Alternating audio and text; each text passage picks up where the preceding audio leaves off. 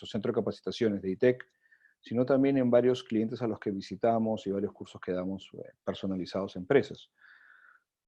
Queremos allanar y aclarar ciertos conceptos. Esta clase va a ser predominantemente teórica para aquellos que esperaban algo más práctico. Bueno, saquen su papelito y lápiz y tomemos nota de algunos conceptos que sería bueno que reforcemos.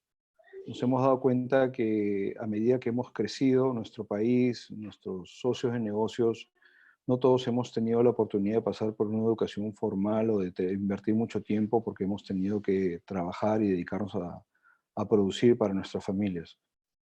Pero también queremos llenar ese vacío porque queremos crecer, queremos que todos crezcamos juntos.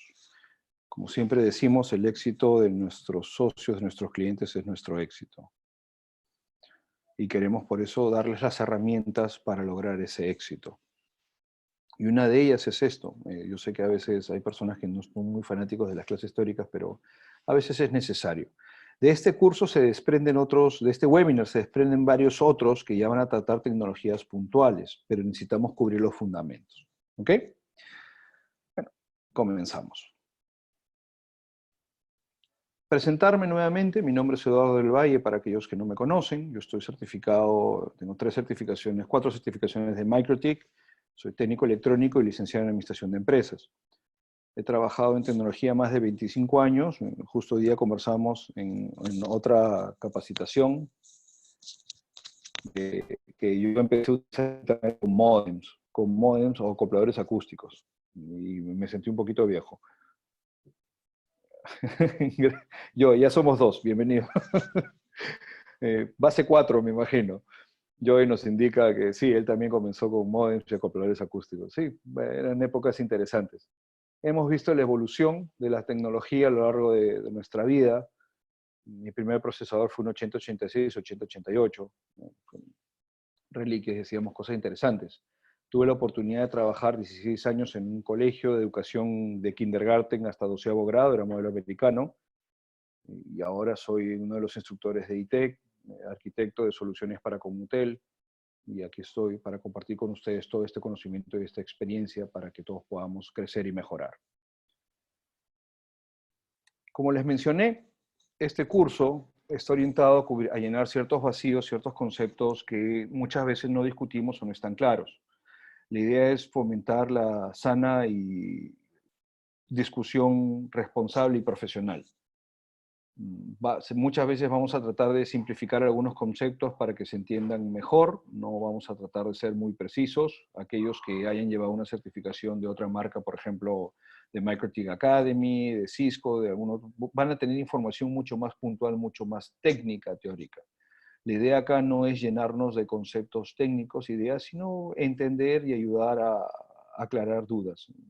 El objetivo de hoy es que en algún momento ustedes digan, oh, así era, o a esto se referían. Ese momento, ese eureka, es lo que nosotros estamos buscando con estas sesiones. ¿Okay? Vamos a hablar, bueno, del famoso modelo OSI, vamos a contarles un poquito de la historia de qué se trata todo esto de TCP/IP, básicamente de dónde viene. Como, bueno, aquellos que no conozcan, este es el modelo OSI, que es básicamente cuando toda la tecnología empezó a surgir, no habían estándares. Era un caos, no había forma de conectar un sistema contra otro porque cada empresa desarrollaba su propio sistema. No había estándares, no existían mecanismos de comunicación. Jefferson, Angie te va a ayudar por interno. Vean ustedes, ojo, voy a hacer una pausa, porque si ustedes tienen problemas escuchándome es porque posiblemente no le dieron permiso a la aplicación Zoom para acceder a su micrófono y audífono, ojo, ¿sí? Eso es importante. Ok.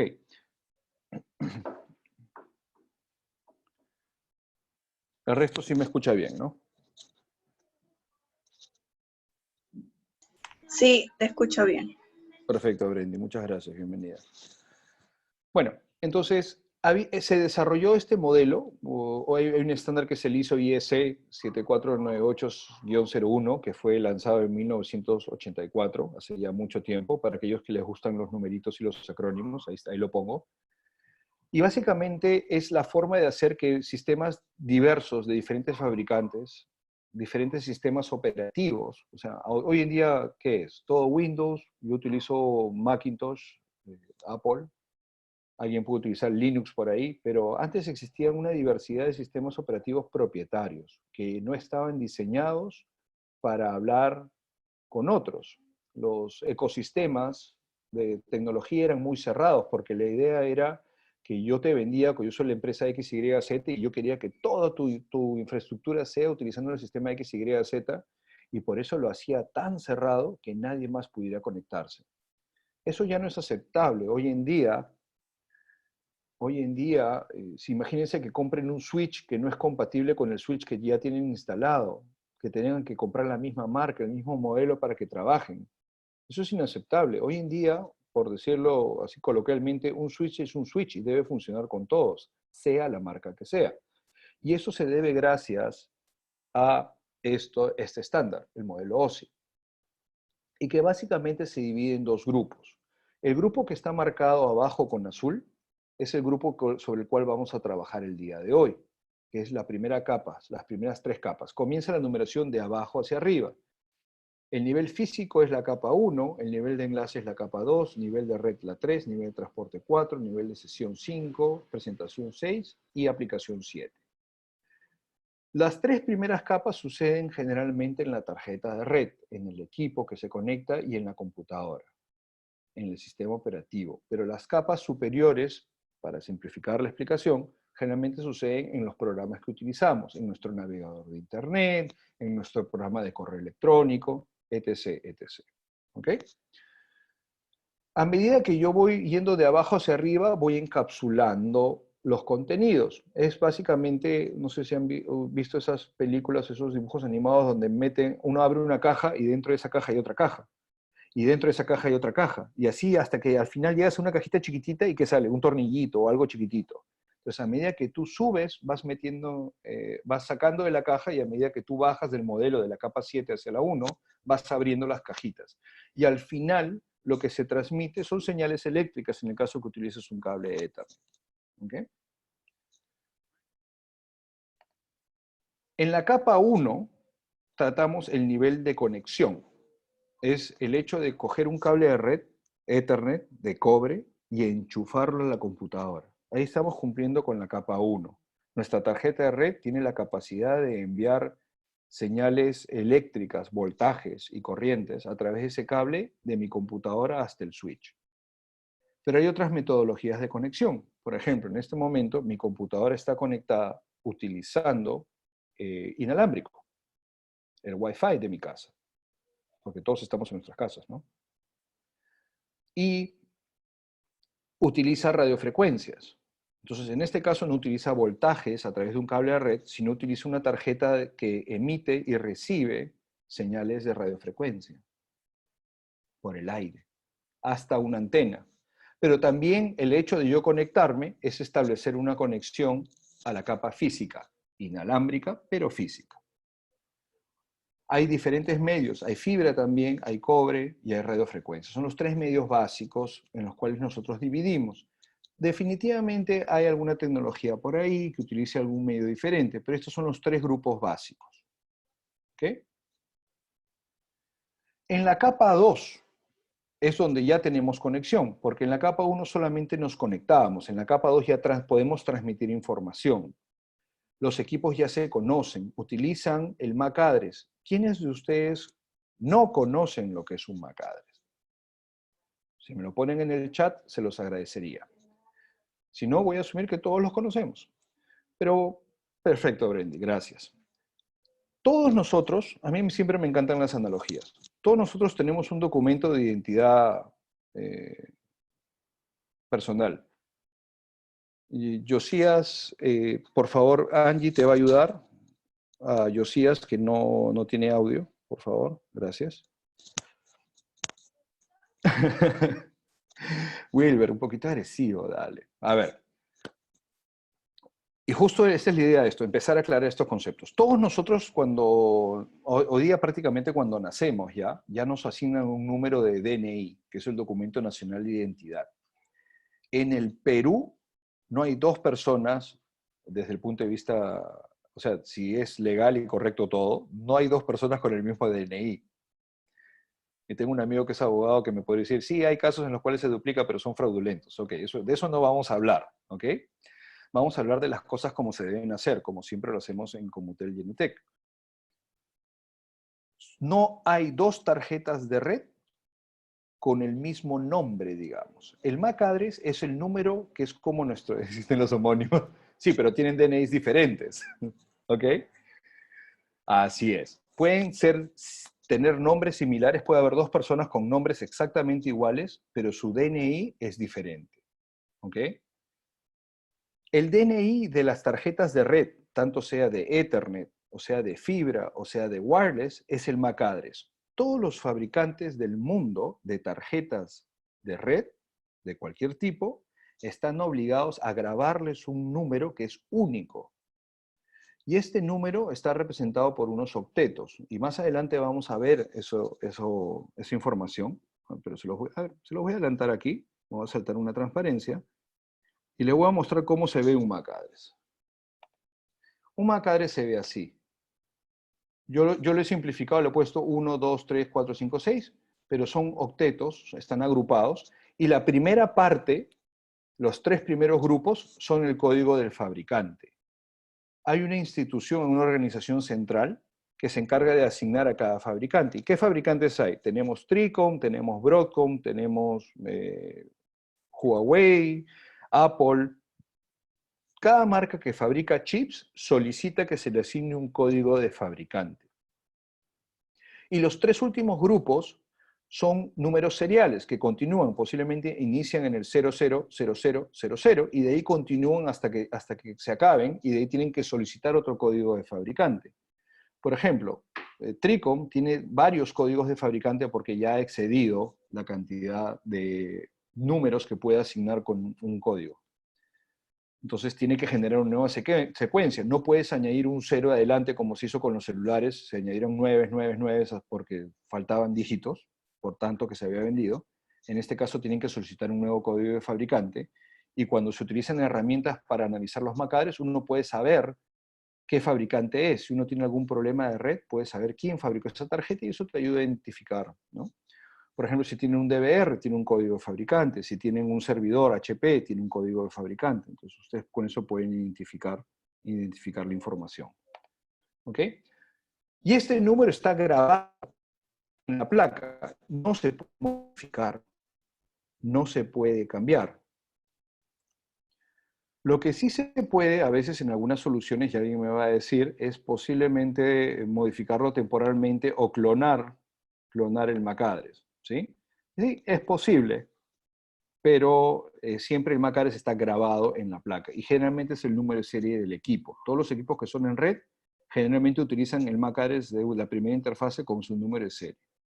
En las computadoras yo puedo cambiar la tarjeta de red, puedo modificar cosas.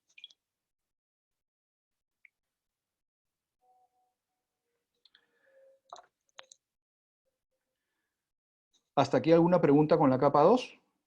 Es comunicación básica y rápida, no tiene muchos mecanismos de detección de errores, es bastante poco compleja, es simple porque lo que busca y se utiliza dentro de la red.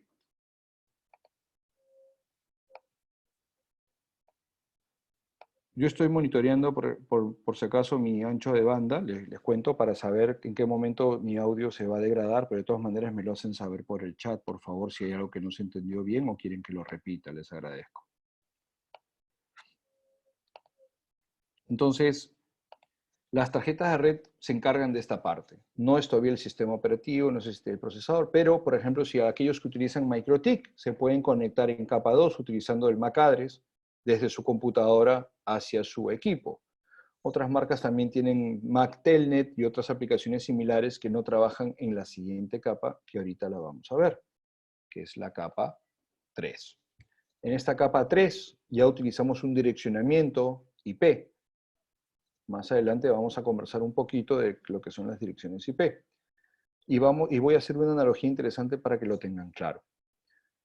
Cuando ya trabajamos IP, ¿y por qué viene? Viendo la parte de la historia, volviendo a estos servidores o estos fabricantes que no querían trabajar con otras marcas, cuando el gobierno americano les obliga a las empresas a poner la información en línea, como parte de un proyecto de Internet, porque Internet surge por los norteamericanos, ¿ya? Acá no vamos a quitarles el crédito, ¿ya? Esto fue una iniciativa de ellos, pero fue una iniciativa militar, para variar. DARPA, que es el Departamento de Desarrollo de Investigación de Proyectos Avanzados, que tenía muchos proyectos en el rubro militar, quería integrar redes.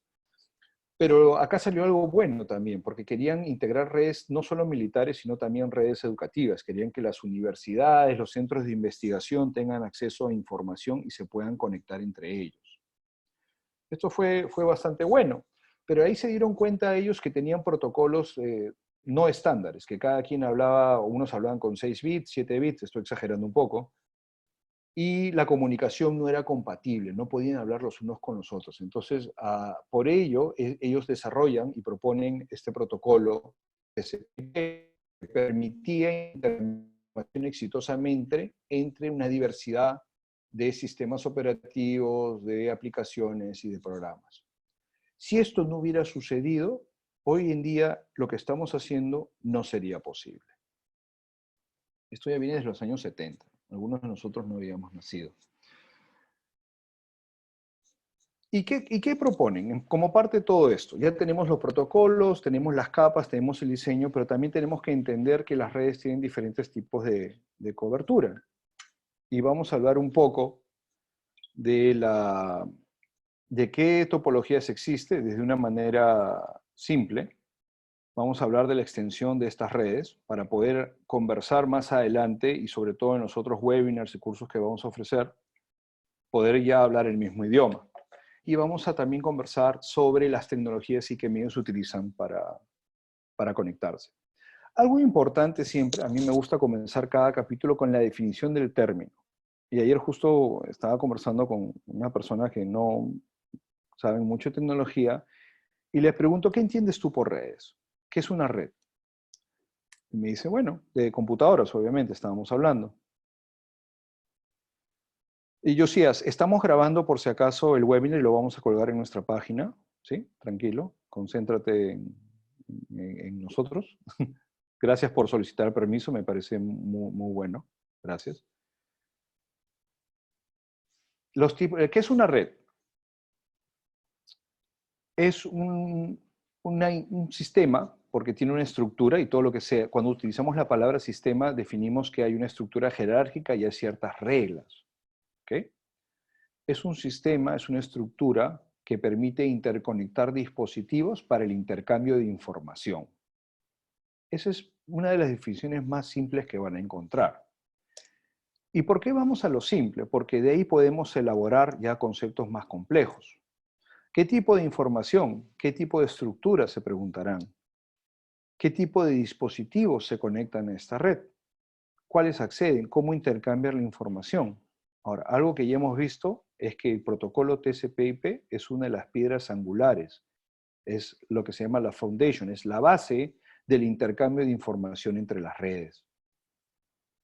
Tenemos topologías, porque a la hora que tendemos el cable o ponemos la fibra o hacemos nuestros radioenlaces, utilizamos algún diseño. ¿Ok? Básicamente tenemos dos y la tercera es una mezcla. En los orígenes de la historia de las redes existían topologías diferentes de bus, en línea, pero se han ido dejando a medida que han ido superando las otras en beneficios. ¿Qué pasaba antes? ¿Algunos de ustedes utilizaban una red BNC coaxial?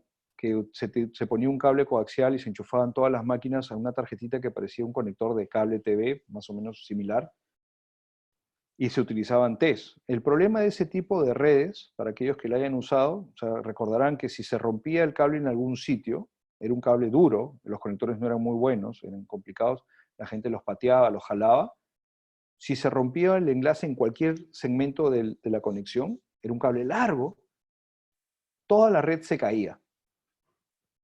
Todo dejaba de funcionar. Entonces, por eso poco a poco se fue dejando de lado esa tecnología y el estándar que prevaleció hasta hoy en día son las redes Ethernet, que utilizan un modelo básicamente de estrella, el cual desde un concentrador central, desde un punto central, que es la Star que tenemos acá, que sería un switch, digamos así, puedo conectar muchos dispositivos. También se aplica para poner un router al medio y poner router satélite. También hay una tecnología de anillo. Ahora algunos me dirán, bueno, el token ring, que fue una tecnología que IBM propuso hace mucho tiempo, ya no se usa, pero todavía para redes entre locales, aquellos que tengan instalaciones relativamente grandes y tengan múltiples routers y múltiples accesos a internet o redes VPN, MPLS, ya estamos empezando con los nombres raros, utilizan topologías anillos. Pero lo más bonito es que también podemos hacer una estructura totalmente interconectada sumando las dos anteriores, la estrella y anillo, y tenemos lo que se llama alta disponibilidad. En el dibujito que dice Fully Connected, que está en rojo, espero que todos lo vean, yo puedo cortar cualquier cable negrito y la red va a seguir funcionando. Los nodos van a encontrar una ruta, un camino para comunicarse con los otros. ¿Ok? Eso es lo importante de esto. Son diseños de alta disponibilidad. ¿Alguna pregunta hasta aquí? Por favor, háganmelo saber en el chat. Asegúrense de escribirlo para todos, para que también el resto vea sus preguntas y podamos responder y ellos lo puedan leer. ¿Sí? No hay problema que me interrumpan. Diferencia entre hub y switch. Muchas gracias, Edwin. Estamos ya en la siguiente transparencia, tenemos eso. Ahí, estate atento.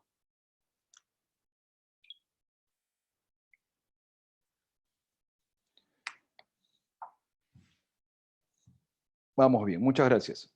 Por su extensión, ¿y a qué me refiero con su extensión? ¿Qué área cubren? Por ejemplo, cada uno está en nuestra casa y lo que tenemos es una red pequeña.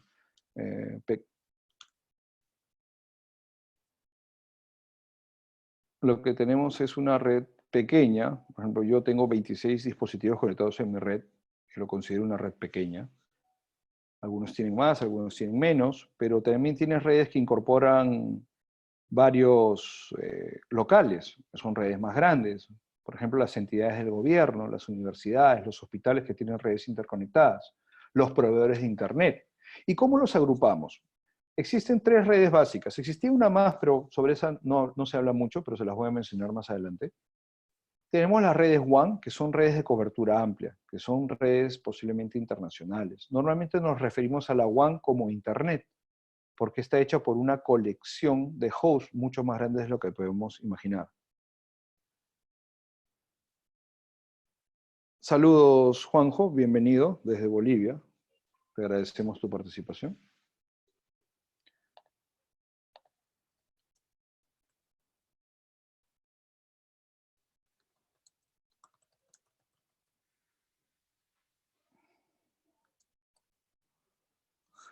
Y son redes mucho más grandes. Son redes que unen ciudades, unen países o nos permiten acceder a Internet. A eso nos referimos con WAN. Las redes MAN, hay dos formas de verlas. Por ejemplo, en el Perú tenemos proveedores de Internet que tienen infraestructura de planta externa y tienen que interconectar sus sitios. Ellos posiblemente caen en la categoría de redes metropolitanas. Todo su anillo de fibra en Lima cae dentro de la red metropolitana. Si somos una entidad gubernamental, vamos a mencionar a la SUNAT, por ejemplo, ellos tienen locales y tienen una red tan grande y tan extensa con locales a nivel nacional que podría ser una red también de área extendida o metropolitana.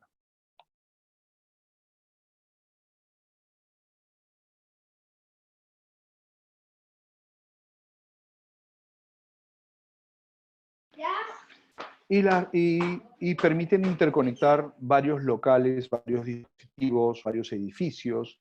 Las universidades que están distribuidas por todo Lima, por ejemplo, hay algunas que tienen 50.000 locales por diferentes distritos, también podrían caer dentro de la categoría de redes metropolitanas o redes de área media, ¿no? Y las LAN es todo lo que pasa de la puerta hacia adentro.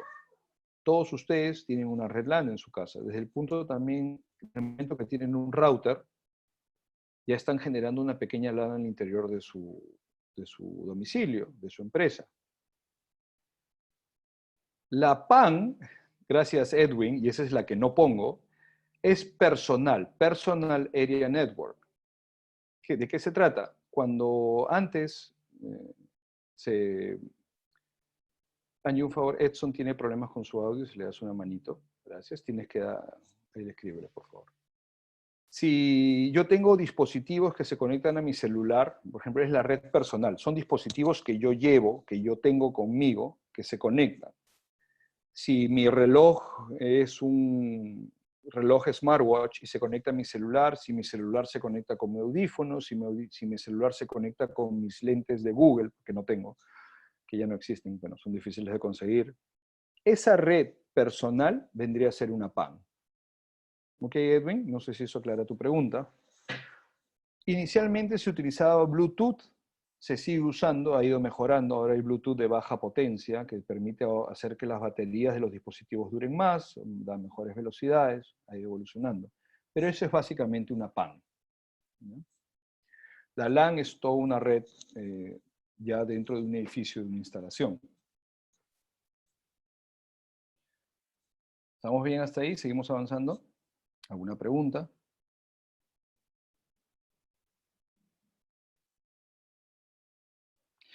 Que tenga un servidor. No necesariamente puedes tener un servidor. Muchas personas que están en su casa no tienen un servidor, pero tienen un router que permite acceder a la red. Ahora, la definición de servidor puede ser peculiar, porque si tú tienes tu router, te da el proveedor, es un servidor de HCP porque te da, pero no necesariamente. ¿Ok? Hay que tener cuidado con esas definiciones. Más que nada, ahorita estamos hablando de la LAN en función de la extensión.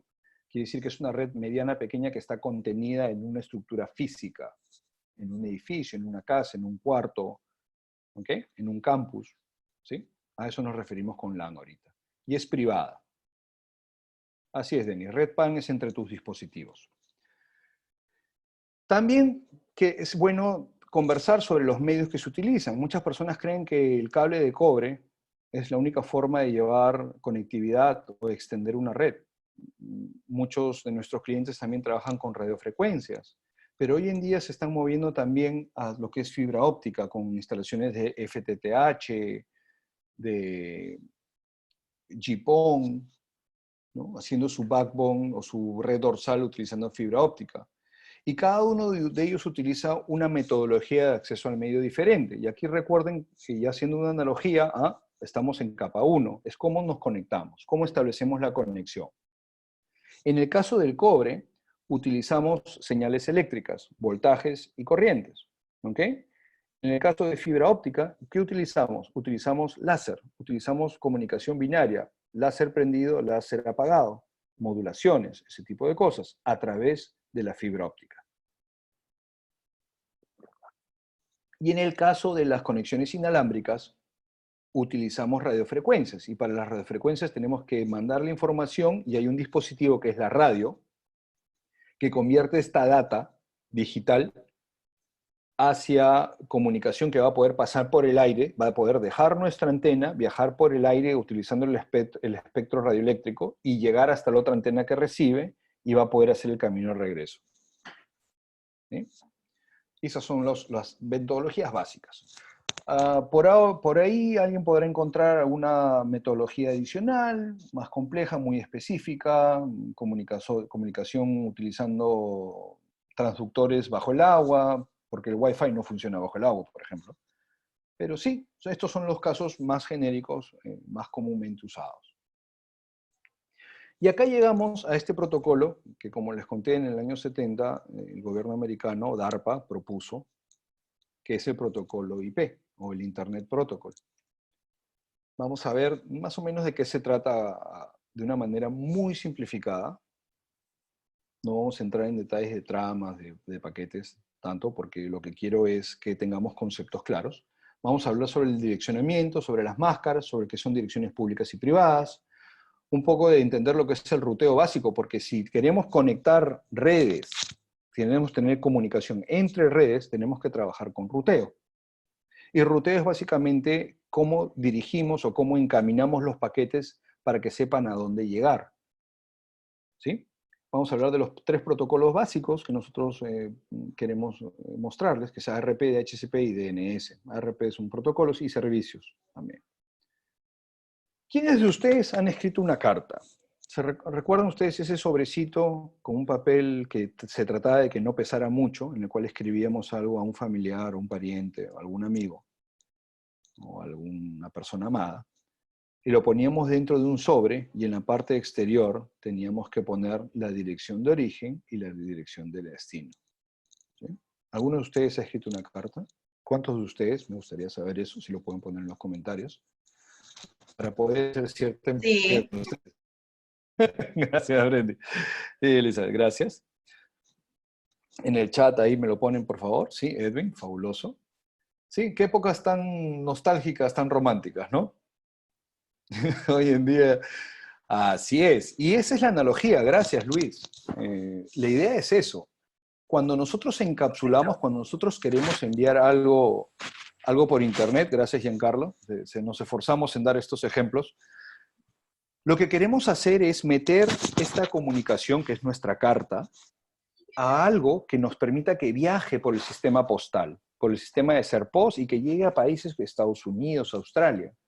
Y lo único que tenemos que poner es una dirección origen, destino y obviamente pagar por eso, y para eso se usa la estampilla.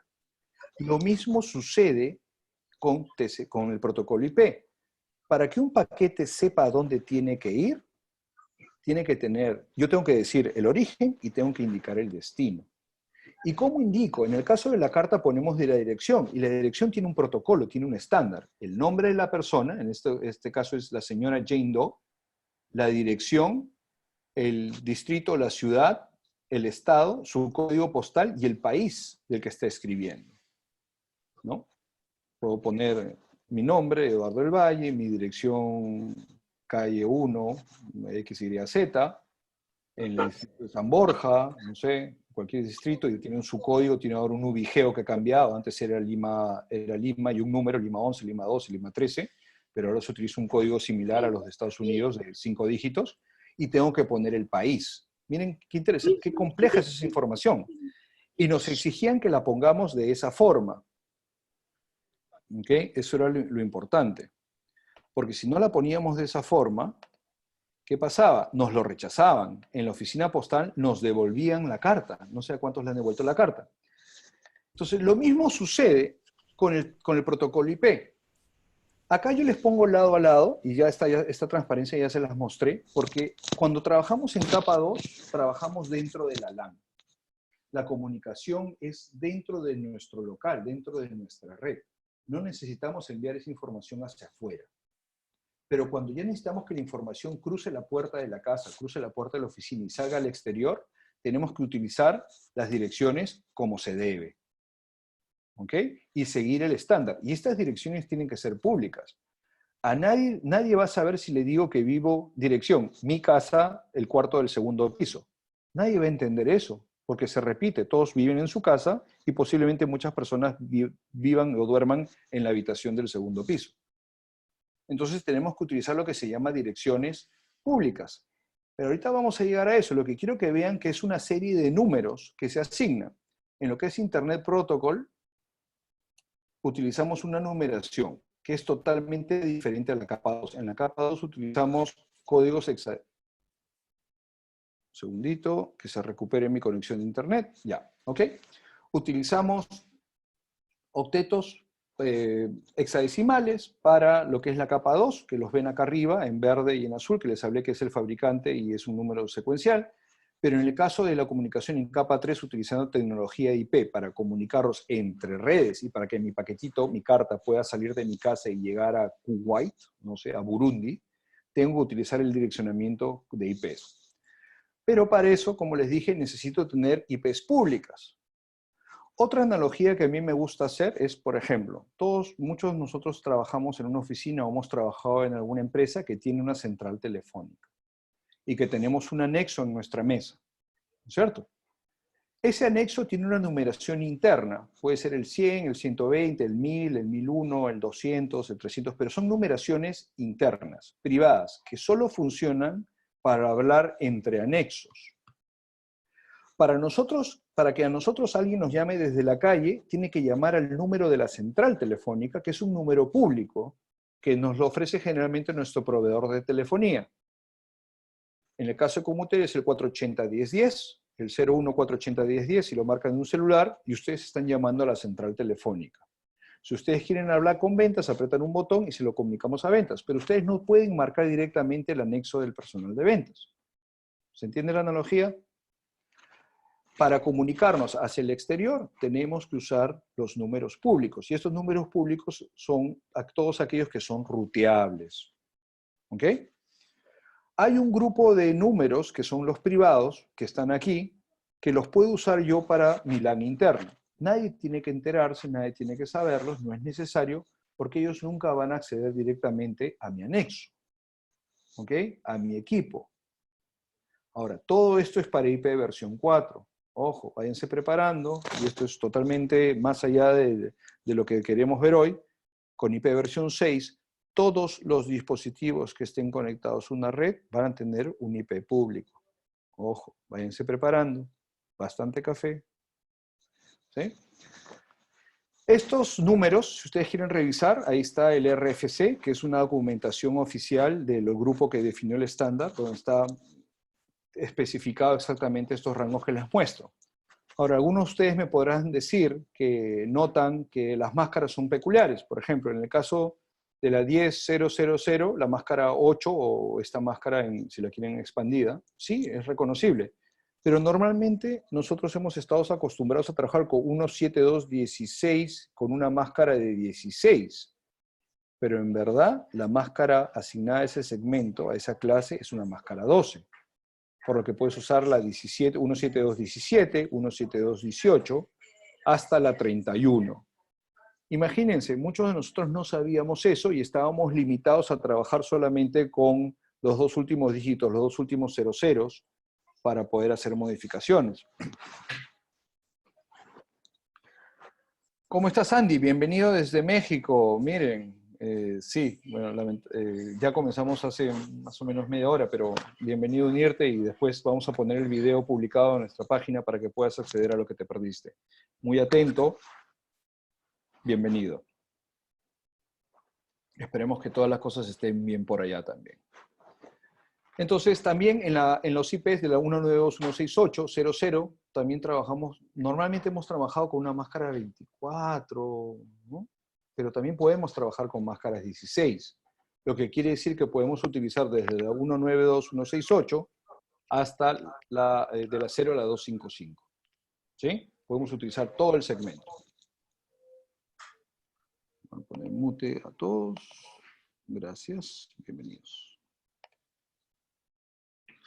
Pero una vez que yo tengo red, tengo que ver cómo redes. Por ejemplo, si estoy dentro de mi red, los dispositivos hablan directamente entre ellos. Hay algo que es importante, que muchas veces no se explica, que es que las computadoras, antes de comunicarse, comparan el IP destino, o sea, saben su origen, porque saben su nombre, saben su IP, saben su dirección de origen, y también saben con quién quieren comunicarse.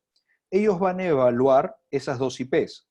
Por ejemplo, si yo estoy en el 192.168.0.100 y quiero comunicarme con el 192.168.0.200, y la máscara es una máscara que agrupa a esas dos en el mismo segmento de red, no tengo que utilizar IP, lo voy a hacer en capa 2. Esa es la forma más simple de verlo. ¿Por qué? Porque es como que yo quiera hablar con algún familiar mío que está acá dentro de la casa y lo llame a su celular. Que coja mi celular y está en el cuarto de arriba, llamo y estoy saliendo a la calle, yendo al proveedor de telefonía y regresando para hablar con él. No necesito tanta complejidad. Lo que puedo hacer es sencillamente decirle, hola, oye, hacemos tal cosa, o vamos a almorzar, X, Y, Z. Entonces utilizo la numeración interna. Saludos, Martín, desde Venezuela, bienvenido. Esperemos que todo esté allá. Una pena que después de todo lo que han estado pasando por ahí, encima nos golpee, bueno, a todos esta pandemia. pero estamos seguros que vamos a salir exitosos. Te agradezco por conectarte y compartir. Saludos, Martín. Bienvenido. Entonces, todo equipo que está conectado a una red tiene que tener dos reglas básicas. Tiene que saber la red, que es la red conectada. Cada vez que nosotros definimos en la máquina una dirección IP, automáticamente genera una ruta conectada. Si es por DHCP, también lo va a hacer. Si nosotros lo ponemos manualmente, lo va a hacer. ¿Por qué? Porque con eso va a poder determinar qué equipos están dentro del mismo segmento de la red. Y cuando detecta que el equipo está dentro del mismo segmento de la red, se va a comunicar en capa 2, que es mucho más ligero, mucho más simple, consume menos recursos. En el caso que la dirección destino no esté dentro de mi red, o sea, no caiga en la misma máscara que yo tengo, significa que es en el exterior. ¿Y quién se encarga en nuestras casas en mostrar cuándo voy hacia afuera? El router. Perfecto, Edwin. Fabuloso. Entonces, este equipo es el que yo tengo que saber a dónde envío aquello que desconozco. Y esta es nuestra ruta de siguiente salto o nuestra puerta de enlace. ¿Ya? Entonces, con eso, lo que yo voy a hacer es poder, todo aquello que yo conozco lo manejo internamente y aquello que desconozco, que tiene un destino que está más allá de mi red, se va a ir hacia afuera. Abajo yo les he puesto básicamente lo que tiene un MikroTik, que es el MikroTik que yo tengo, y ahí yo tengo definido mis dos redes, tres reglas. Mis dos redes conectadas porque tengo mi LAN en la última, 192.168 con una máscara 24, mi WAN que es un enlace PPPoE porque yo utilizo ADSL, y mi default gateway, que quiere decir que todo aquello que no encaje en ninguna de las redes de abajo, se lo va a mandar a un equipo que está más allá. ¿Ok? Y esa es la forma en la cual se trabaja eso. Los protocolos, y esto es una tablita interesante, que corren sobre lo que es IP, son diversos. Acá vemos varias capas y en cada capa tiene su protocolo especial.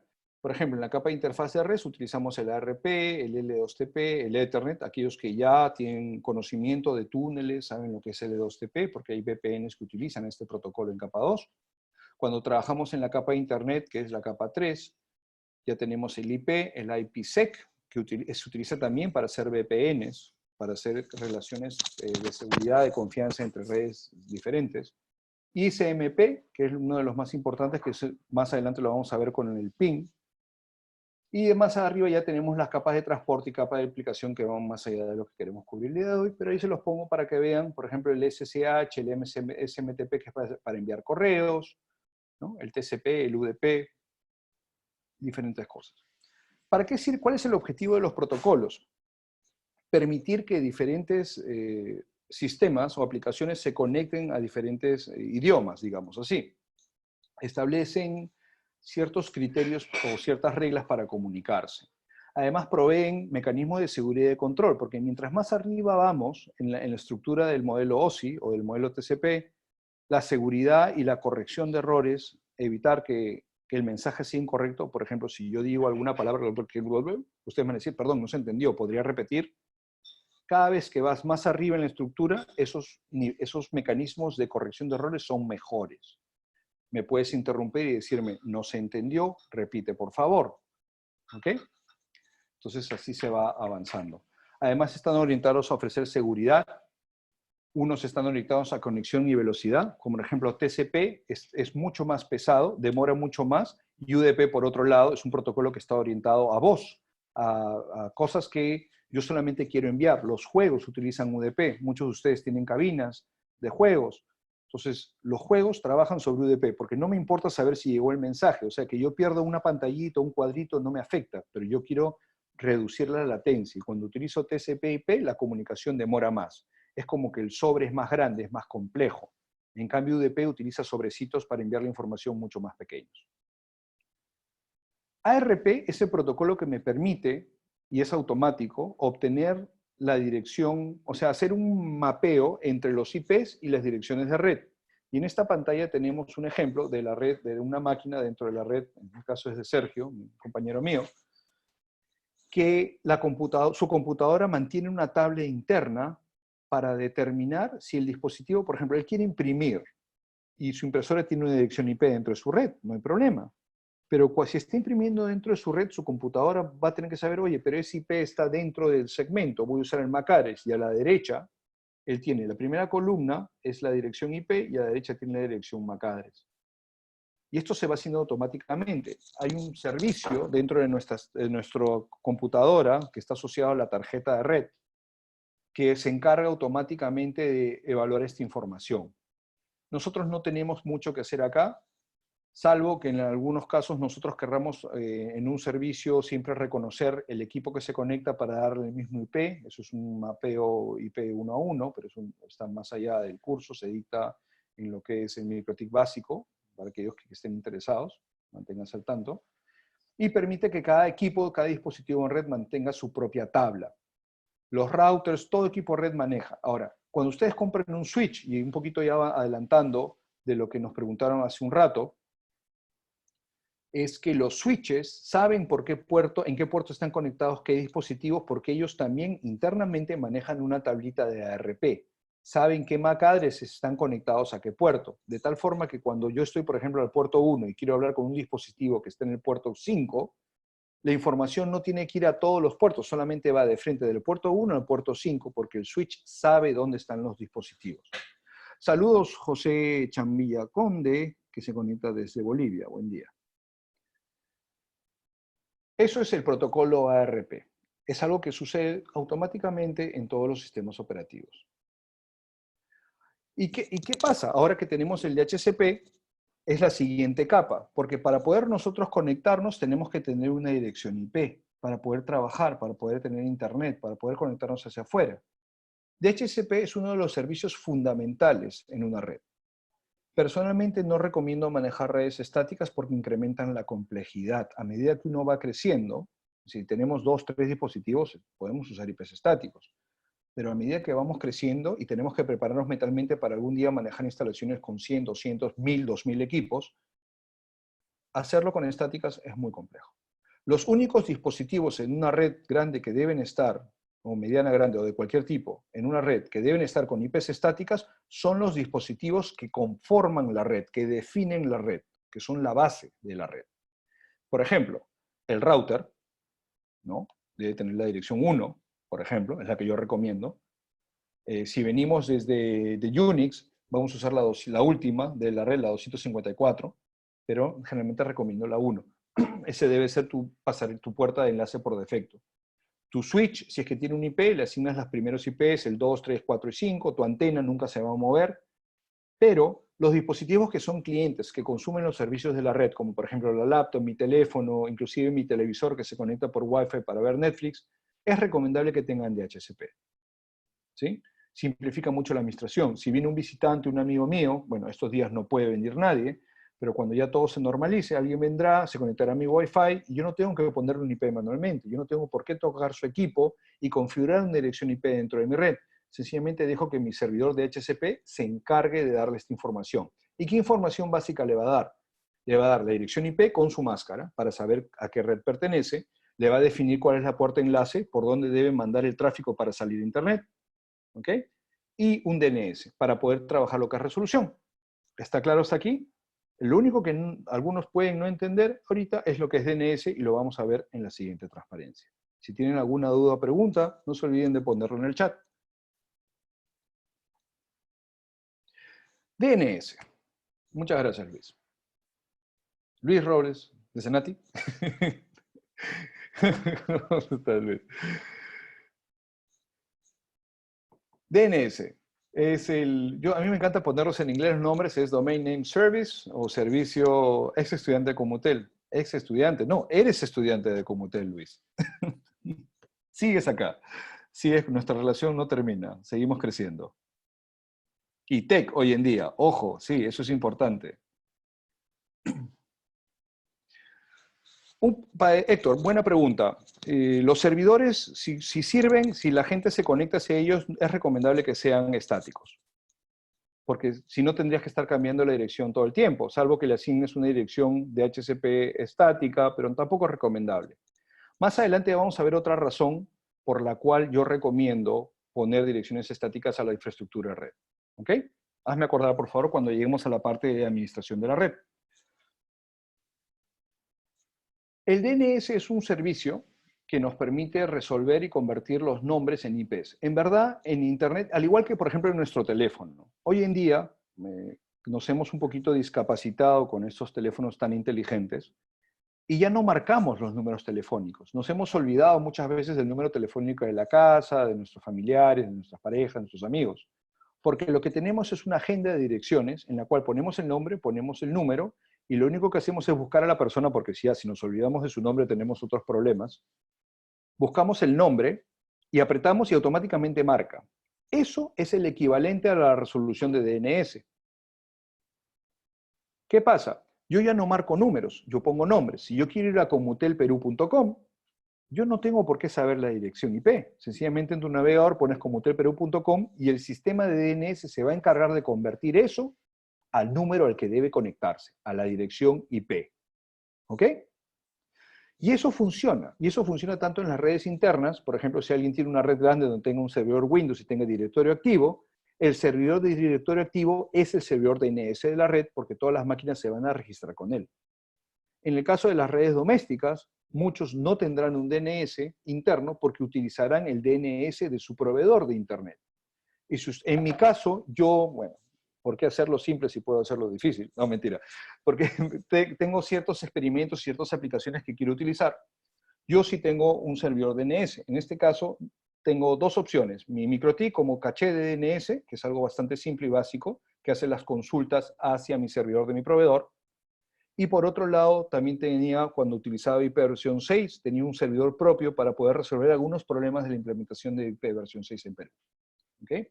Básicamente, y eso es lo que quiero que se acuerden, es su libreta de direcciones. Ahora, ustedes no tienen que mantener su libreta de direcciones. En el caso de su celular, sí. Si alguien cambia de número, ustedes tienen que buscar el contacto y decir Eduardo del Valle cambió de número, cosa que no hago hace 25 años, y actualizar la información.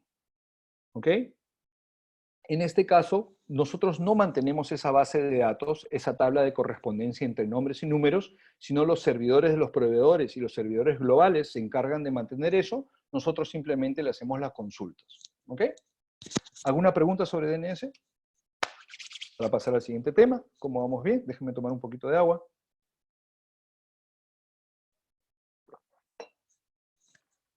Perfecto.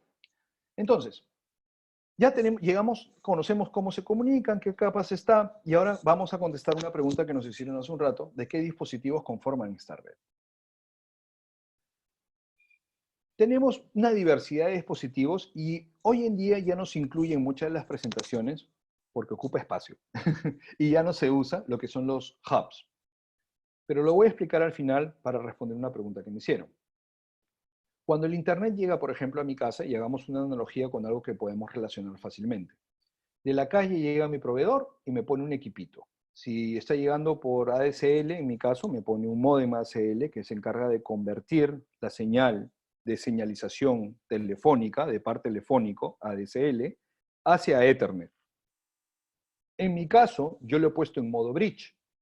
Y lo único que hace ese equipo es convertir de telefonía, por decirlo así, a Ethernet. Luego de eso yo tengo conectado mi router MikroTik, que él es el que se conecta al PPPoE de mi proveedor y establece la sesión y es el que me provee Internet. Ese sería mi primer equipo hacia el exterior. Acá he explicado dos cosas. El bridge lo que se encarga es unir dos segmentos de red muchas veces de diferente medio. Un media converter hoy en día también se podría considerar como un bridge, que es un convertidor, por ejemplo, de fibra a cobre, que muchos proveedores nos dejan. Un GPON, un ONT, un LT, algo que llega y convierte de una cosa a otra. Un equipo que convierte de señalización LTE a Ethernet es un bridge también. Muchas veces la línea se ha perdido porque ahora los equipos están integrados. Los modems HFC incorporan todo eso en un solo paquete, inclusive decodifican telefonía, cable, ¿no? y el Internet, ¿no? Entonces, bridge, router, sabemos lo que hacemos. Lo importante del router es que va a ser el que se encarga de mandar los paquetes hacia afuera. Y eso lo vimos en el ruteo. Es el que decide también si esto a quién se lo envío. Y se lo voy a enviar a nuestro proveedor de internet al siguiente salto. No sé si han jugado ese juego Pásala de chiquitos, que era la pelota y la tenías que pasar al siguiente, la tenías que pasar al siguiente, y cuando se acababa la música, el que se quedaba con la pelota perdía. En este caso nadie pierde, pero lo que hacemos es, mi computadora no sabe el destino, se lo pasa a mi default gateway, que es mi router dice, no, yo no conozco esta red, se lo voy a pasar al proveedor de internet, que en mi caso es Movistar. Movistar se lo pasará y dice, bueno, supongo que eso está en algún sitio en Estados Unidos, por las direcciones, lo voy a mandar hacia allá, y de ahí se encargarán de rutearlo. Acá nosotros delegamos los paquetes. Confiamos en que alguien se va a encargar de hacerlos llegar. Cuando ustedes envían un globo o algo así, ustedes sencillamente dicen dirección, origen, destino, y ellos se encargan de hacer lo que hagan, inclusive de llevarlo, ¿no? Los firewalls son los siguientes dispositivos en la red que se encargan de proteger las redes. Son mecanismos de protección. ¿De dónde viene la palabra? Contrafuego, pared de fuego. En la época medieval, los castillos, no sé si ustedes han visto esas películas antiguas, donde el castillo alrededor tenía un foso donde ponían cocodrilos, algunos ponían petróleo y le prendían fuego. De ahí viene la palabra. Es una pared de fuego que las personas no van a poder atravesar. Esa es para una de las definiciones. Entonces, estos equipos lo que hacen es limitar el acceso o la salida, o sea, la entrada y salida. Son las garitas de control. Es el vigilante que está en la puerta de la empresa. Y hay buenos vigilantes y hay malos vigilantes. Y hay buenas compañías de seguridad y malas compañías de seguridad. Y dependiendo cómo los configuremos, porque al final nosotros somos responsables. Y como dije el 2016 en mi charla del Moon, no hay mal equipo. Los equipos no se configuran solos. Dependen de profesionales como nosotros para ejercer sus funciones adecuadamente. Y esa es la idea con estas capacitaciones, que cada vez vayamos mejorando la calidad de nuestras instalaciones y de nuestros servicios profesionales hacia nuestros clientes. El firewall entonces básicamente dice sí, no, tal vez. ¿Ya? Puede hacer RAID, puede hacer cosas, permite que entre y salga. Si queremos navegación, se va a encargar posiblemente de hacer la navegación, el nateo, pero si alguien quiere entrar de la calle hacia acá, que yo no conozco, que no está permitido, sencillamente no entra, se queda fuera. Es muy importante contar con un firewall en la red. Les cuento que toma 5 minutos que nos hackeen un equipo que está conectado a la red. ¿Ok? Y los switches, por último, son dispositivos que son básicamente como extensiones. ¿Ya? Acá voy a estirar un poco la explicación. ¿Ah? Cuando nosotros cogemos una regleta multicontacto, ¿no? Una extensión Ticino, una extensión Omega, que la enchufas a la pared y te da múltiples enchufes, lo que hemos hecho, hemos incrementado la cantidad de dispositivos que podemos conectar a esa toma eléctrica. ¿Sí? Ahora, eso vendría a ser un hub, porque es tonto. Solamente de enchufo uno y todos reciben electricidad. Un switch sería esas regletas que tienen interruptores independientes para cada toma corriente y puedes controlar cuáles prendes y cuáles apagas. Inclusive puedes resetear por red, apagar y prender los enchufes. Entonces, los switches generalmente son equipos mucho más inteligentes. La ventaja de un switch sobre un hub es que tú puedes tener diferentes comunicaciones a la velocidad del puerto. Si tienes un puerto 1 y el puerto 2 hablando entre ellos a 100 megabits, no va a interferir contra el puerto 10 y el 11 que también están hablando 100 megabits. El switch, obviamente, si es de buena calidad, va a poder manejar esas conversaciones en simultáneo. ¿Sí? Los hubs no tienen esa capacidad. Si yo hablo, todos los puertos se escuchan. Si yo envío una información del puerto que quiero que vaya al puerto, al dispositivo que está conectado en el puerto 2, los dispositivos en el puerto 3, 4, 5 y N van a también recibir esa comunicación. Por lo tanto, la velocidad máxima de cualquier comunicación va a ser la velocidad máxima del puerto. ¿Alguna pregunta hasta aquí? Espero haber aclarado la pregunta que me hizo, que me hizo alguien hace un rato, sobre los switches y los routers, ¿no? Bueno, seguimos avanzando. ¿Cómo reconocer buenos switches? Esa es una buena pregunta. Uno de los primeros factores, y puede sonar duro, es el precio, ¿no? Si tú compras una cajita de chicles, raspas algo y te ganas un switch, es muy probable que ese switch no sea de muy buena calidad. Las marcas también son importantes. En Conmutel, nosotros hemos seleccionado varias marcas, entre ellas tenemos MikroTik, tenemos también equipos TGNet, por mencionarte algunas, tenemos todo lo que es la serie Matrix de CNN, de CNN Maestro, de Cameo Networks, tenemos también equipos HP, Cisco, que tienen un precio que los diferencia porque hay cierta inversión en la calidad de sus componentes. Inclusive, dentro de marcas reconocidas, hay variedades y gamas de equipos. ¿Ok? Por eso siempre es importante saber qué quieres hacer con el switch, dónde debe estar, y algo crítico es a qué temperatura va a trabajar. Por ejemplo, los switches de cajita plástica tienen problemas disipando temperatura. Cuando se recalientan en verano, sufren mucho, se corrompe la tabla ARP que tienen y empiezan a generar basura en la red, ¿no? Si tú te contactas con nuestros asesores de ventas, ellos te van a poder recomendar, dependiendo de tu presupuesto y qué objetivo tengas, el mejor switch que necesites para tu solución, Eric. ¿Ok? Tenemos también después la parte del cableado red. ¿Qué es importante? Hay tres, como dije, hay dos opciones ahorita para lo que es cableado, lo que es fibra y lo que es cobre. ¿Sí? Y básicamente es como nosotros vamos a llevar la información de un lado al otro. En promedio, una red cableada tiene 25 años de vida útil, si está bien instalada y si se garantizan las condiciones ideales de trabajo. Por ejemplo, ¿dónde se establece una brecha? Hay cable de fibra óptica que puede durar menos, pero si está en condiciones ideales. Por ejemplo, si pasamos cables UTP, cables de cobre por una zanja y no es un cable para estar enterrado, ese cable se va a degradar. Si lo pasamos por un jardín, van a regar el jardín y el cable se va a degradar. Tiene que ser un cable especialmente diseñado para ese uso. Nosotros en Comutel representamos a Vertical Cable, que es una marca americana que tiene cables para diferentes aplicaciones. Tiene cable para enterrar directamente en el jardín, que es un cable que tiene un aislador y que tiene una vida útil de 25 años aproximadamente, bajo las condiciones ideales. O sea, no hay que meterle hacha, pico ni nada, hay que cuidarlo. Una vez que tú dañes el aislador, ya se empieza a degradar el cable, hay que tener mucho cuidado.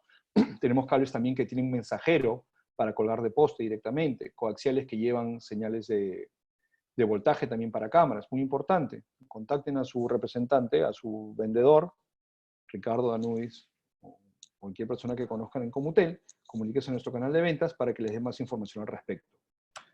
Entonces, ahí yo puedo mover gran información. Hoy en día todavía no hay tecnología inalámbrica que pueda mover tanta data como las redes cableadas. ¿Okay? Tengamos cuidado de pensar que podemos mover más información por Wi-Fi. Sí es posible, pero el costo-beneficio y las distancias en las que tenemos que trabajar son más caras. Tengamos cuidado con eso. ¿Ahora sí me escuchan? ¿Sí? ¿Me voy? ¿Se va el audio? ¿A dónde me voy? ¿Me escuchan bien? ¿Me oyen? ¿Me escuchan? ¿Alguna pregunta sobre lo que es cableado?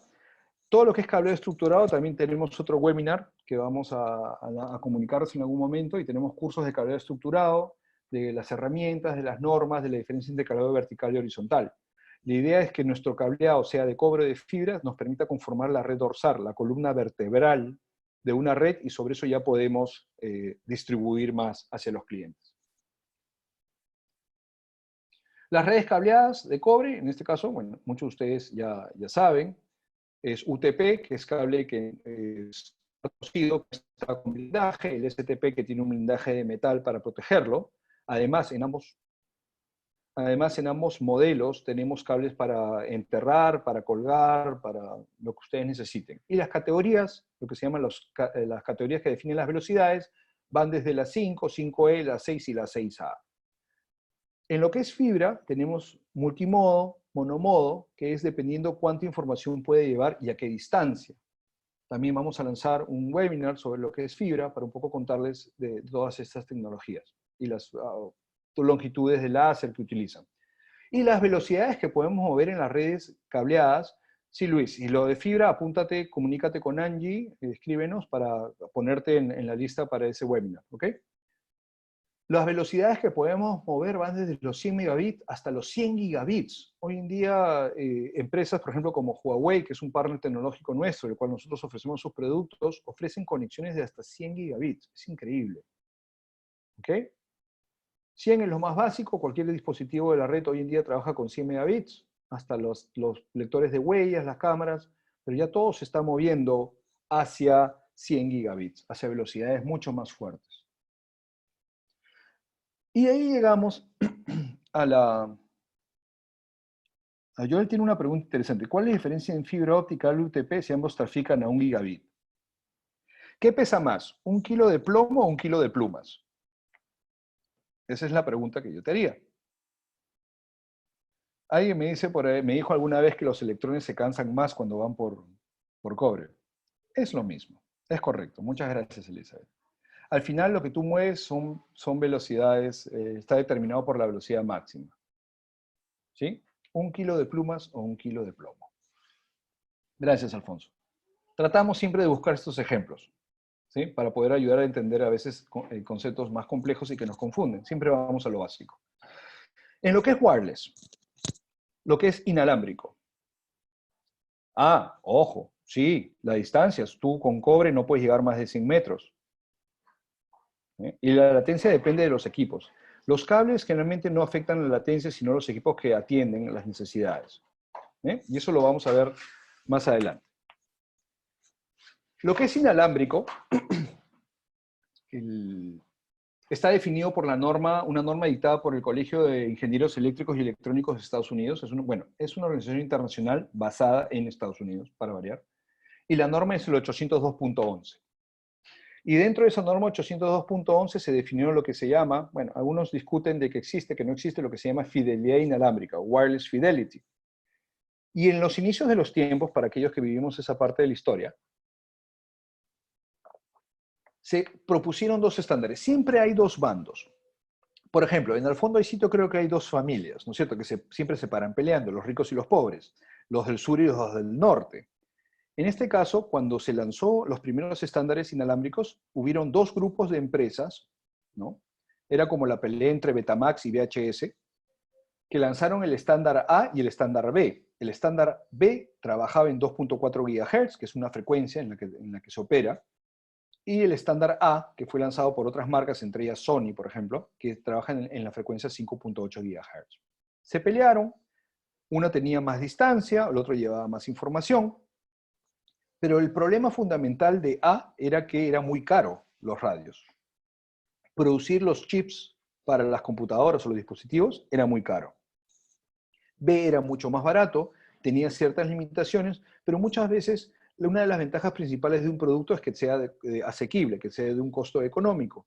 ¿Se imaginan que yo soy un fabricante de computadoras o dispositivos y tengo que estar poniendo un chip en cada computadora? Yo siempre voy a buscar la mejor opción en costos. Perdón. Y básicamente son dos bandas, 2.4 GHz para los estándares B, G y N, eso lo ven abajo, y el 5.8 para A, N y AC. Algo importante de mencionar es que N trabaja tanto en 2.4 como en 5.8.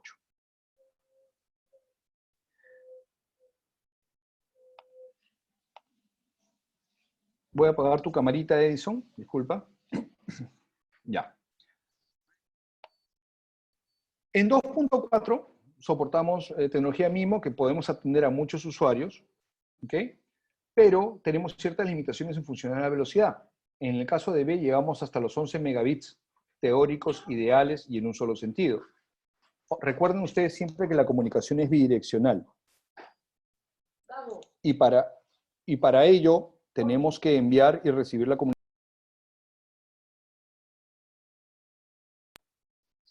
Entonces, los 11 megabits no son reales. En el peor de los casos llegaremos a 5, en el mejor de los casos, perdón, llegaremos a 5 megabits de transmisión de subida y de bajada. ¿Ok? En el estándar G llegamos hasta los 54 megabits teóricos y en el estándar N llegamos hasta los 150 megabits. Ahora, hay fabricantes que sacaron, a ver, ¿qué parte quieren que repita? Perdón, Elizabeth, ¿qué parte no quedó claro?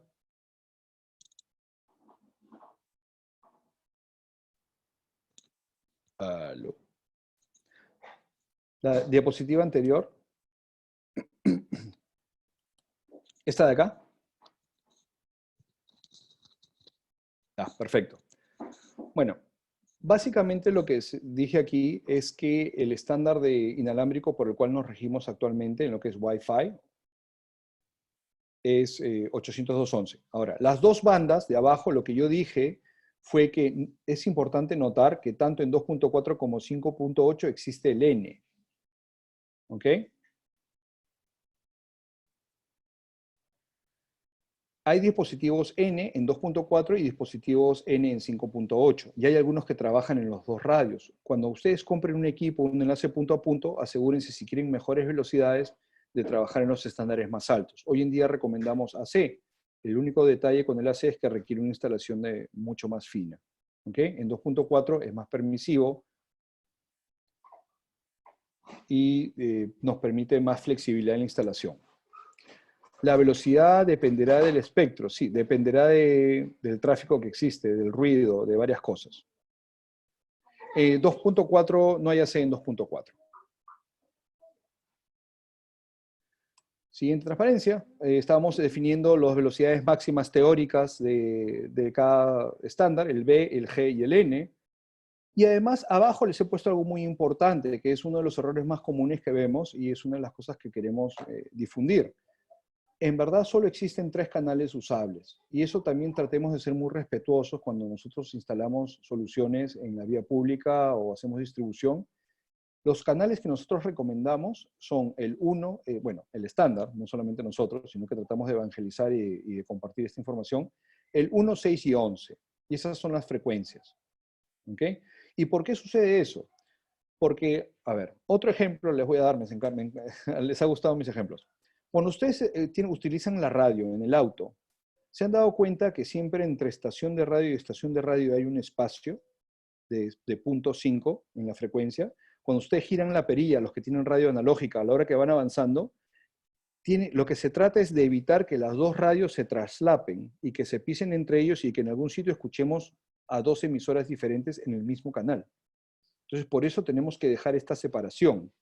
Y para eso, lo que se recomienda siempre es utilizar los canales el 1, el 6 y el 11.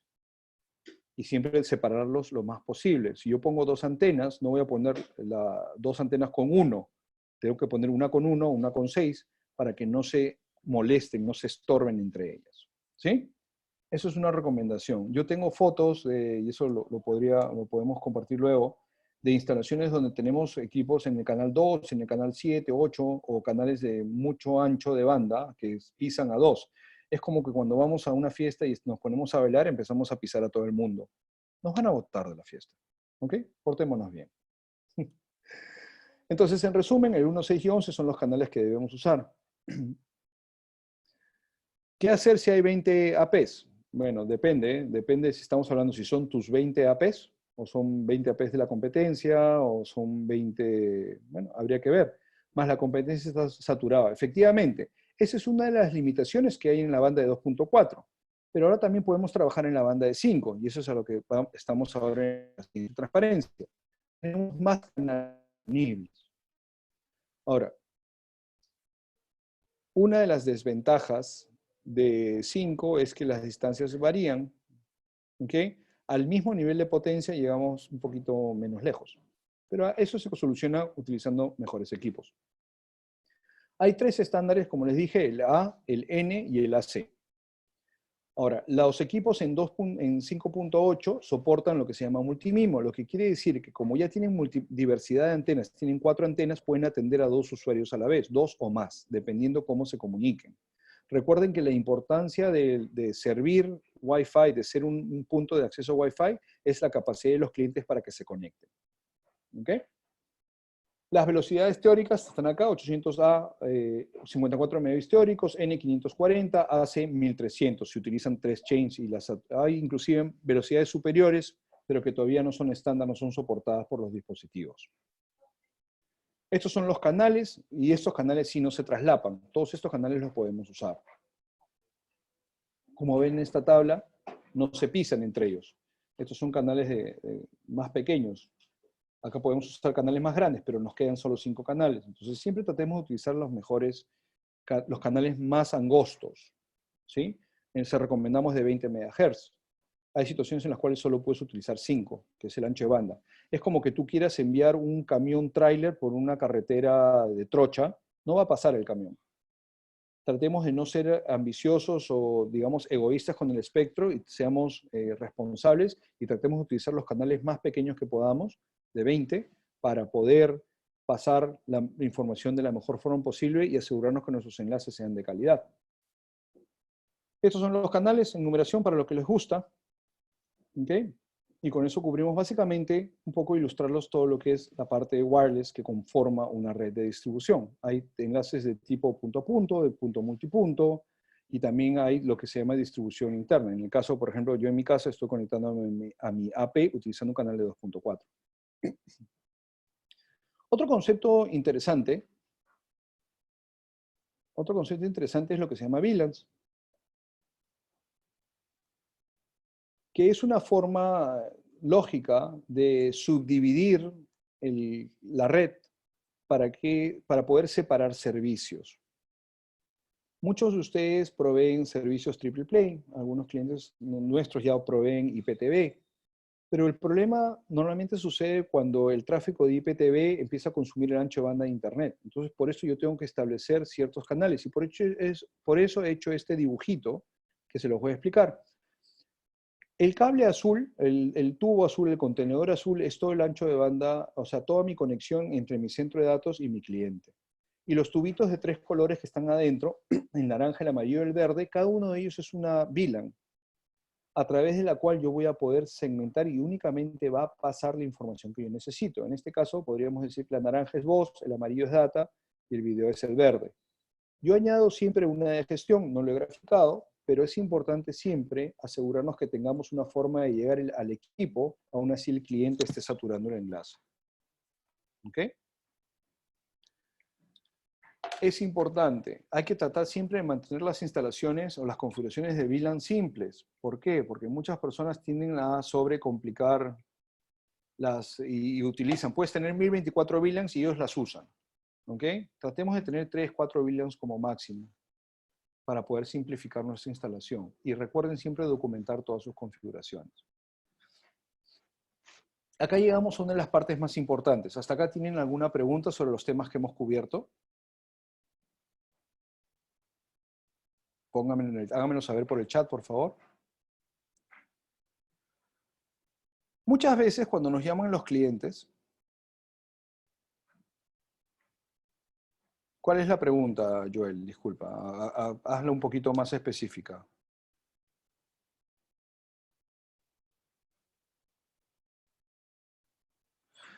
Mientras voy avanzando, me vas poniendo tu pregunta. La diferencia entre cable UTP y fibra.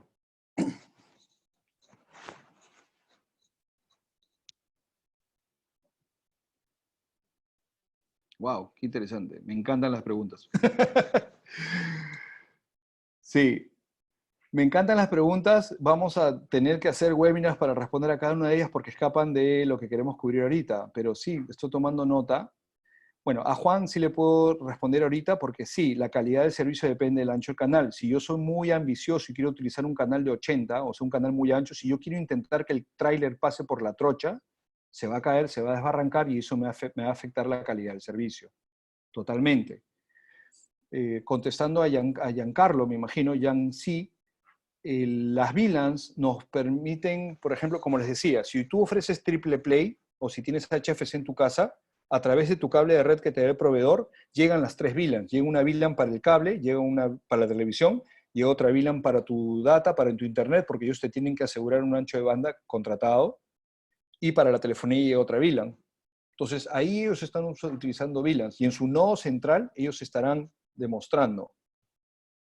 El canal de AP y de CP deben ser los mismos. ¿Qué AP te refieres y CP a qué te refieres? Disculpa. Miguel.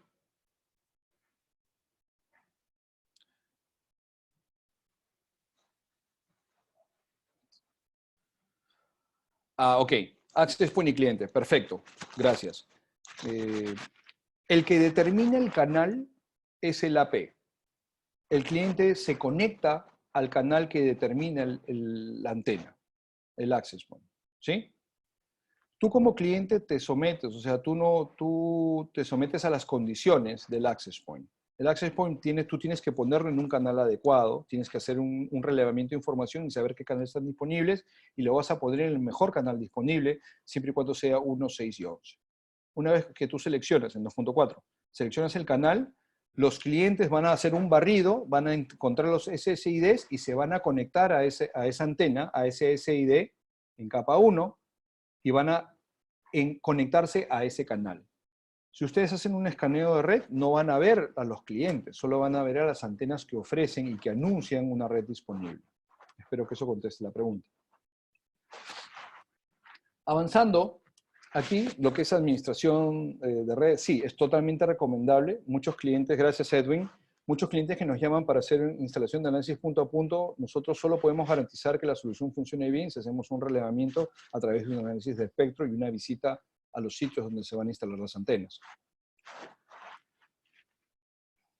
En lo que es administración de redes, muchos clientes nos llaman y nos reportan problemas en su red y nosotros le pedimos, bueno, mándame un ping, mándame una traza.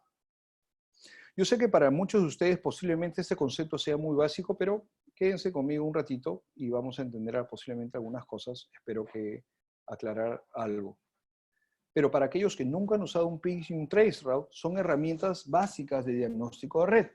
Que es básicamente cuando, por ejemplo, yo ahorita les pregunto, ¿hasta aquí todo está claro? Por favor, díganmelo en el chat. A ver cuántos me responden. ¿Cuántos están despiertos? Tenemos 1, tenemos 2, 3, 4, 5, ¿sí? Todo claro, 6, 7, 8. ¿Se dan cuenta? Yo envié un paquete, yo hice una pregunta, gracias Luis, presente, no estamos tomando asistencia. Sí. ¿Entienden? Entonces, todo esto que me están respondiendo son respuestas a mi ping. ¿Ven qué efectivo fue? Ahora, pero yo el ping que hice fue una especie de broadcast, porque yo les pregunté a todos. Pero si yo pregunto con nombre y apellido, por ejemplo, Elizabeth, ¿me escuchas bien? Ya ustedes van a escuchar ese mensaje. Unicast, perfecto, muy bien. Es un mensaje punto a punto. Y Elizabeth me responde, me dice que sí. Eso es básicamente un ping. ¿Ok? Y en las redes, ¿para qué nos sirve esto? Si yo quiero saber si un dispositivo está activo, si un dispositivo está levantado, posiblemente yo tengo un nodo remoto, yo quiero saber si el equipo de borde de mi oficina está prendido, le hago un ping. Y le digo, oye, ¿estás bien? ¿Estás vivo? Y él me va a responder. ¿Se dan cuenta? Esto es una prueba fundamental. Ahora, cuando ustedes van al DOS de su máquina, los que utilizan Windows, a la línea de comandos, yo utilizo Mac, entonces por eso el mío es el de abajo verdecito, yo hago un ping, ese ping me retorna información interesante. No solamente me dice si respondió o no, envío un paquetito muy chiquito de 32 bytes, ¿ya? Imaginen lo pequeñito que es el paquete, es un hola, básicamente. O un ping y me responde un pong. Pero al costadito tiene algo que se llama tiempo, y es la cantidad de milisegundos que se demoraron en contestarnos, en ir y volver. ¿Sí? Si yo sé de alguien que está en el curso y se ha quedado dormido, ¿no? Porque ha pasado una mala noche o algo así, se ha quedado haciendo maratón de Netflix, yo le puedo mandar un mensaje y decirle, hola, no sé si hay un Jorge, y Jorge nunca me contesta, eso me va a dar un timeout. Significa que ese dispositivo o esa persona no está disponible. Y eso es un potencial problema. En este caso, en la pantalla, tanto Sergio en su PC como yo en mi Macintosh, realizamos un ping hacia google.com y ahí hemos probado dos cosas. Muchas personas me dicen, no, pero yo hago un ping de frente a 8.8.8.8. Sí, lo puedes hacer, pero ahí estás probando si funciona el ruteo. Pero yo cuando pongo un ping con el nombre, y esto es algo que les va a ayudar mucho, si yo pongo un ping hacia un nombre, a comutelperú.com o a google.com o a dns.google.com, se lo voy a demostrar acá, voy a probar dos cosas. Voy a validar el hecho de que estoy resolviendo nombres. ¿Ven mi pantallita? ¿Ven mi terminal acá? Si hago ping dns.google.com, automáticamente me resolvió el nombre. Entonces, ahí que estoy validando dos cosas, que mi DNS funciona y que efectivamente el dispositivo está funcionando. Entonces, digamos así que maté dos pájaros de un tiro. ¿Qué les parece? Muchas personas lo que hacen directamente es hacer ping 8.8.4 y sí le va a responder.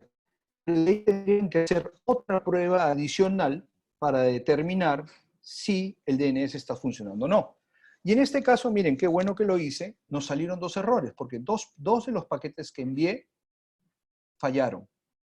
En mi reporte, y es algo que siempre nos da al final el comando, nos determina cuánto he perdido. Yo he perdido en mi caso 60% de paquetes. Envié 5, recibí 2. Eso es 60%. Y me da el tiempo mínimo, el tiempo promedio, el tiempo máximo y la desviación estándar. ¿Se ve? ¿Para qué sirve esta información? Si alguien me dice, yo tengo una red, una VPN o un dispositivo que se está demorando mucho, es muy probable que esté saturado de tráfico. Siempre monitoreen en sus equipos cuánto de procesamiento están usando, en sus equipos de borde, de routers, sus balanceadores, sus equipos de gestión. Si ustedes están superando el 50%, ya van a ver impacto en los tiempos de respuesta. Acá yo no estoy midiendo cuánta información puedo llevar, sino estoy midiendo cuán rápido el equipo me responde y me atiende. Si hay encolamientos, si hay calidad de servicios, si hay prioridades, también estos valores de latencia se van a ver afectados. ¿Ok? Vamos a esconder esto. Entonces, por eso yo les digo que es una herramienta fundamental. Y además, valida tanto la resolución DNS como la conectividad en un solo paso. Utilícenla cuando aprendan a usarla, aquellos que no la han usado, hagan sus pruebas, porque muchas veces que nos llamen a reportar un problema, tanto a Elías, a Sergio, a mí, o cualquier persona que los ayude técnicamente, siempre les va a pedir una pantalla. Y por favor, traten de tomar una captura de pantalla usando print screen. A veces las imágenes de los celulares no se ven muy bien, ¿ok? Ese es un pedido que les hago personal. A veces me han enviado fotos que en verdad no leo. Pero sí, tratemos de tomar una captura de pantalla y mandemos esa información. Es muy importante y nos ayuda a determinar. Entonces van al CMD, van a ejecutar CMD y corren el comando ping tal como está en la pantalla. Otra herramienta que nos ayuda a resolucionar problemas es una traza, porque la traza o el traceroute nos permite saber el camino que siguió el paquete. ¿Eh? Nos va a permitir saber por dónde salió, si tenemos múltiples enlaces. Nos va a decir, oye, saliste por tal proveedor. En mi caso yo solo tengo un proveedor. Tengo mi red, tengo mis dispositivos. Y acá ustedes ven que está saliendo por este es mi equipo de borde, el primer salto, el segundo salto ya es la red de Movistar, sigue saliendo hasta que llega al DNS de Google. ¿Sí? Entonces yo sé cuántos saltos hay y acá me indica cuánta demora hay en cada salto. Entonces yo puedo determinar qué equipo en mi red o qué dispositivo, o si mi proveedor está sobrevendido, ¿sí? Y me ayuda a determinar y a diagnosticar los problemas. Entonces, generalmente dos cosas que nosotros pedimos a los clientes. Primero es un ping hacia un destino conocido. Los DNS de Google funcionan bastante bien. Y lo otro es una traza hacia el destino que ellos quieren, para saber por dónde está saliendo. Generalmente esto lo utilizamos cuando tenemos balanceos o tenemos soluciones más complejas. Inclusive esto nos puede ayudar a determinar si hay un problema de ruteo. Si el paquete no llega al destino, si el ping no llega y la traza no, la traza nos va a decir dónde se está quedando el paquete. ¿Se entiende? Entonces, estas son la cuchilla suiza de lo que es gestión de redes. Adicionalmente, son dos versiones de la misma herramienta, que en el caso que nosotros hagamos ping a un nombre y no nos resuelva, yo quiero saber quién es mi DNS, quiero saber cómo es mi comunicación, si tengo resolución. En Windows tenemos el comando nslookup, que nos permite realizar consultas de nombres DNS. Si ustedes van ahorita a su interfase de comandos y ponen nslookup y ponen algún dominio que a ustedes les guste, les va a devolver el IP. En este caso yo he puesto nslookup al dns.google.com y me devuelve que hay dos direcciones asociadas a este equipo, la 8.8.8 y la 8.8.4.4. También puedo poner otros servidores, yo puedo hacer otro tipo de consultas. Si yo quiero saber quién es el servidor de correo, si porque quiero aplicar una política de calidad de servicio de tal empresa, yo puedo hacer un nslookup y saber los servidores de correo que manejamos en la empresa y puedo priorizar el tráfico que va hacia esos servidores. Pero para eso tengo que saber el IP. ¿Se dan cuenta? Entonces puedo consultar no solamente registros de nombres de IP a nombre, sino también puedo ver registros de tipo MX, registros de texto, registros de servidores y diversas cosas que se manejan en los DNS. ¿Cuántos de ustedes gestionan sus DNS? Me gustaría saber, si me lo pueden poner en el chat, sería fabuloso.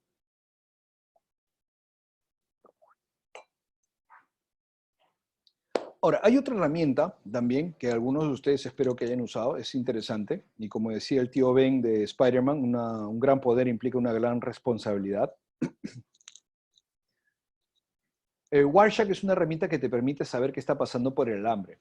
Algunos le llaman herramientas de chuponeo, ¿ya? Pero para eso tienes que estar en la red, tienes que estar conectado al segmento de red que quieres analizar el tráfico.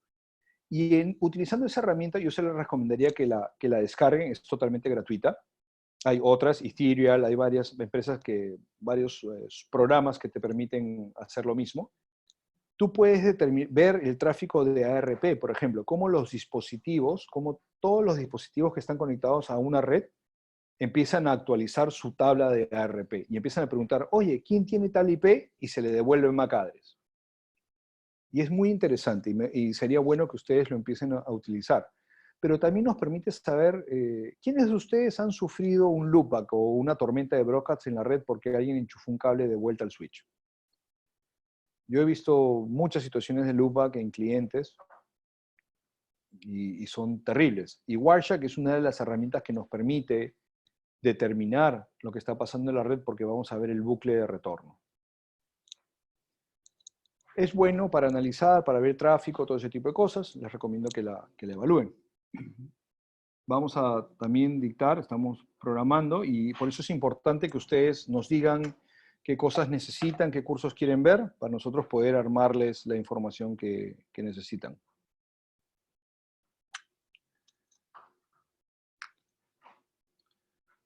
Felipe me escribe y me gustaría, bueno, el problema está que el resto no puede ver tu pregunta. Tengo entendido que existe una opción actualmente en lo que es, claro, hay consultas que son privadas, ¿sí? En DNS, ahora se está tendiendo a hacer consultas DNS encriptadas.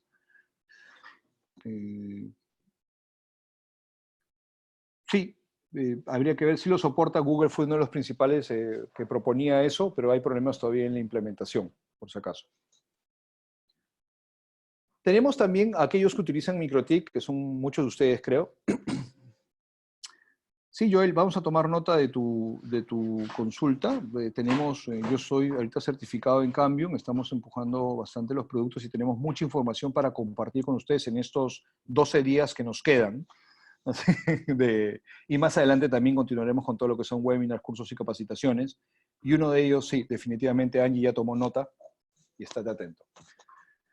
Los equipos MikroTik cuentan con herramientas básicas de gráficos. Ahora, tengan mucho cuidado porque consumen recursos y llenan la memoria del equipo, pero sí nos permiten diagnosticar problemas básicos. Yo generalmente recomiendo, y justo ahí viene, gracias, Juanjo. Me leíste la mente. ¿Quién te ha pasado la presentación, Juanjo? Justo de eso, alguien le ha pasado la presentación, tengo que hablar con la gente de la oficina. Sergio nomás es el único que la tenía.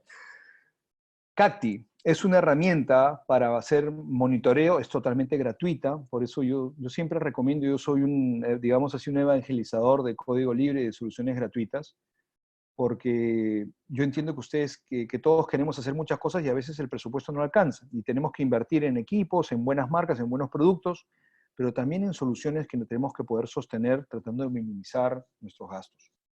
Estamos para apoyarlos en eso, y por eso es que yo también me he unido a Comutel y soy uno evangelizador de todo lo que son soluciones de código abierto también. Pero hay diversas herramientas y siempre les vamos a dar los tips y ayudarlos a hacer las instalaciones. Una de ellas es Cacti. Es totalmente gratuita, funciona sobre servidores Linux, hay diferentes sabores, versiones de ella, pero la original es Cacti. Y se basa en una herramienta que se llama RDD Tool, que es la que se encarga de hacer los grafiquitos. Y puede capturar información de todo dispositivo, ¿ya?, que utiliza SNMP. Todo dispositivo que permita tomar métricas SNMP, nosotros vamos a poder capturar esa información y poder graficarla. Recolectar los datos y mostrarlo. Entonces, estos son los tipos de gráficos que me muestran. En este caso estoy mostrando cosas de las interfaces. Más adelante, para aquellos que quieran, vamos a poder armar una presentación de esto. Está muy interesante todo esto. Y además, MikroTik ofrece una solución gratuita también que se llama DUT, que también te permite controlar, gestionar y monitorear tus equipos. Es muy interesante, evalúenla, es gratuita. Se puede instalar en máquinas virtuales y también en algunos dispositivos como el RB1100 DUT Edition, lo puedes instalar en el mismo equipo y puedes monitorear tus equipos de red. Y si ustedes revisan en el canal de YouTube de MikroTik, yo hice una presentación en el 2019, en febrero, donde mostraba cómo mandar notificaciones usando Telegram. Entonces, si ustedes mezclan este monitoreo con las notificaciones de Telegram, van a poder monitorear y ofrecer un servicio a sus clientes, ¿no? Y poder tener el conocimiento total de lo que es su instalación. Bueno, señores, siendo 1 hora y 35 minutos después de que hemos comenzado, gracias por estar con nosotros. Tenemos a casi todos vivos. Se llama Dud, Dadut. Tenemos, no sé si tienen alguna pregunta o duda relacionada a lo que hemos cubierto en el día de hoy. Espero haberlos ayudado, entretenido durante 1 hora y 30 y tantos minutos. Sé que hay muchos conceptos, pero la idea era cubrir ciertos vacíos. Espero haber aclarado. Si tienen alguna duda o pregunta, de todas maneras, por favor, contáctense con Angie, nos pueden escribir. Gracias a todos. En serio. Te voy a tener que tratar de cuidar la garganta porque si vamos a... Por favor, cambien, porque yo soy un MikroTik lover. Al final, Joel, las herramientas, tú tienes que tener claro el servicio que quieres ofrecer y en función de eso nosotros te podemos ayudar a ubicar la mejor tecnología, la mejor marca, el mejor producto para cada solución, ¿no? Si me dan un segundo, quiero contarles que tenemos nuestras redes sociales. Por favor, aquí está nuestra nueva página con nuestro nuevo logo. Quería contarles a aquellos que, bueno, aún no se enteraron. Este es, Comutel ha hecho un cambio en su imagen corporativa y este es nuestras nuevas redes sociales y nuestro nuevo logo. Muchas gracias a todos por estar acá. Gracias, Frank, por los comentarios, por las sugerencias y las analogías que usamos. Siempre están orientadas a entregarles el contenido de la manera más digerible posible. Nos esforzamos mucho por ello y agradecemos que lo reconozcan y que nos den feedback. Comentarios, por favor, buenos, malos, sugerencias. Siempre estamos abiertos. Es la única forma de crecer. Gracias a todos. Quédense en casa, tengan mucho cuidado, lávense las manos, la cara. Cuídense mucho y estemos en contacto. Me despido desde algún lugar de Lima, Eduardo del Valle, agradeciéndoles la atención prestada durante esta casi ya cerca de 2 horas maratónicas, pero muy entretenidas que he compartido con ustedes y con mi equipo de Comutel. Agradeciendo a Angie en los controles, a Sergio en el apoyo técnico, a Elizabeth en la supervisión y la oportunidad que me ha dado de llegar a ustedes a través de este medio, a todo el equipo de Comutel que también está atendiendo a nuestras charlas, como capacitaciones internas y de todas maneras para saber cuáles son sus necesidades, cuáles son sus preguntas. Queremos estar siempre muy cerca de ustedes, somos una gran familia. Les agradezco. Muchas gracias. Me despido. Eduardo del Valle, hasta otra oportunidad.